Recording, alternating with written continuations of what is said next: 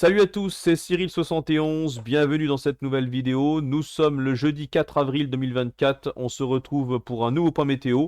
Je vais vous parler des prévisions pour ce week-end et en allant vers le début de semaine prochaine. Alors ce qui se passe, c'est qu'on a un système dépressionnaire assez vaste et creux hein, qui est positionné en ce moment entre les Açores et les îles britanniques. Et on va avoir une dépression explosive, une tempête, une véritable tempête qui va se creuser ici au large des Açores et qui va remonter vers l'Irlande.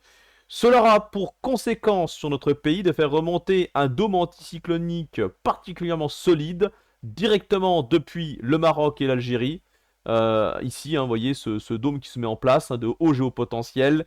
Et donc, on va avoir un flux de sud. Hein, cette tempête, en fait, le dynamisme de cette tempête va faire remonter un flux de sud intense qui va non seulement faire remonter une masse d'air chaude record hein, pour un mois d'avril, notamment pour un début avril, mais également, malheureusement, soulever hein, des particules de sable du Sahara qui vont se retrouver dans notre atmosphère et en assez grande quantité d'ailleurs pour ce week-end qui concernera quasiment les trois quarts du pays. Hein.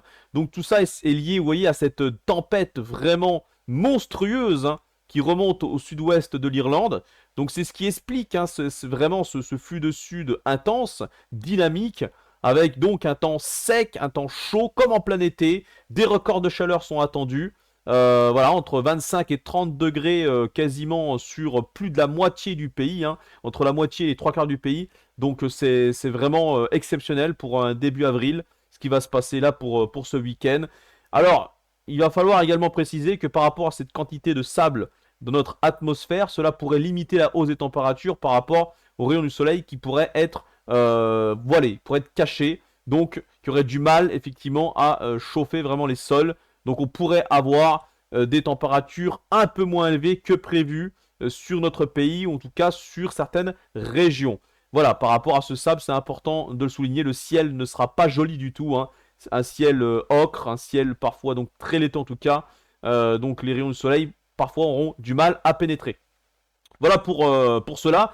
Alors, ce qui va se passer au niveau des vents, c'est qu'un petit coup de vent qui sera là hein, pour les régions de l'ouest, en particulier un vent de sud, qui sera assez fort, jusqu'à 80-90 km/h, localement plus sur les côtes, notamment du Morbihan en particulier, à voir également en allant vers la Vendée. Donc un vent de sud important également dans les terres, peut-être 70-80 km/h sur une grande partie du centre-ouest du pays. Voilà, tandis que dans l'est, le vent sera un peu moins fort, mais on est un petit peu dans la vallée du Rhône, mais bon, ça ne sera pas au niveau de coup de vent, ça restera 60-70 km/h. Mais je vous l'ai dit, en tout cas, les températures seront très chaudes, ambiance digne d'un cœur d'été.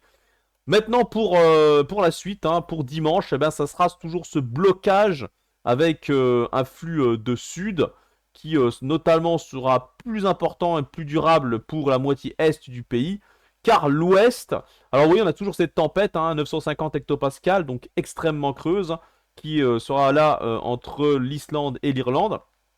Et là, pour les régions un peu plus à l'ouest, notamment entre la Nouvelle-Aquitaine, Poitou-Charentes, Pays de la Loire, une partie de la Bretagne, une partie de la région centre également, donc notamment la partie ouest, donc une grande partie du centre-ouest, en remontant vers l'Île-de-France et Normandie, on pourrait avoir des ondées orageuses dès la nuit de samedi à dimanche, mais c'est surtout dans la nuit de dimanche à lundi, donc dimanche soir même, où on pourrait avoir une dégradation orageuse pour l'instant qui serait qualifié de modéré sur les régions que je viens de vous citer du coup. Hein. Voilà, c'est toutes les régions quasiment de l'ouest, sud-ouest, ouest, centre-ouest, globalement, qui seront les plus à risque d'avoir des développements orageux. Alors pour l'instant, voilà, on ne sait pas trop encore l'intensité. Globalement, pour moi, ça semble modéré, modéré localement fort, avec de fortes pluies, éventuellement également des rafales de vent qui seront sous les orages. Donc à surveiller quand même en particulier à partir de dimanche soir, car pour samedi soir, ça restera beaucoup plus éparse et plus localisé, notamment entre partie de la Bretagne et les Pays de la Loire et de la région centre.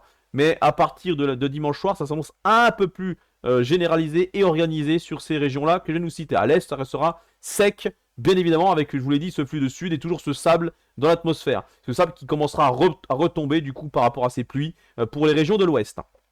Maintenant, pour lundi, il va falloir surveiller une dépression, une petite dépression qui se creuse ici, voyez, sur le proche Atlantique. Et celle-ci pourrait donner une forte dégradation qui pourrait traverser tout le pays entre lundi et mardi. Alors, à cette échéance, on a encore du mal, hein. Les modèles ont du mal à prévoir cette dépression. Certains sont un peu plus, on va dire, optimistes dans le sens où il ne se passerait pas grand-chose à part une dégradation pluvieuse, avec peut-être éventuellement un petit coup de vent, mais les scénarios un peu plus prononcés, voilà, eux, ça pourrait avoir quasiment un fort coup de vent et même une forte dégradation pluvio-orageuse, hein, qui traverserait, je vous dis, donc quasiment tout le pays d'ouest en est, hein. Ici, entre lundi et mardi, par rapport à cette petite dépression, vous voyez, qui se creuse, avec des isobars resserrés également. Donc, on a un signe ici d'une dépression qui pourrait être fortement pluvieuse et venteuse, et même orageuse, du coup, puisqu'on va avoir un gros conflit de masse d'air, important conflit, qui va se mettre en place ici, sur notre pays. Donc, on va regarder justement maintenant la masse d'air, mais je vous le dis, hein, pour l'instant, cette dépression n'est pas encore totalement fiable. Il faudra revenir là-dessus par rapport aux différents scénarios sur les modèles proposés pour ce jeudi soir, hein. Voilà, ça va sans doute changer dans les prochains jours, ça va sûrement évoluer. Alors maintenant, on va regarder la masse d'air, justement. Là, une masse d'air très douce, hein. Très douce pour ce jeudi, mais ça va carrément devenir chaud pour ce samedi. Regardez ici, donc c'est incroyable, hein, ça, les températures vont s'envoler d'un coup avec cette masse d'air, je vous l'ai dit, qui vient directement du Maroc, hein, qui passe par l'Espagne, voilà, et qui ensuite concerne tout le pays. C'est cette masse d'air donc bouillante pour la saison, qui est bien dégagée par la tempête, hein, que je vous ai montré juste avant, qui est ici. Donc on voit très bien avec l'enroulement de la masse d'air, d'ailleurs autour du cœur de la dépression. Donc ici qui remonte, hein. Donc voilà, c'est pour ça qu'on a cette chaleur intense. Et donc le sable également qui va remonter en même temps.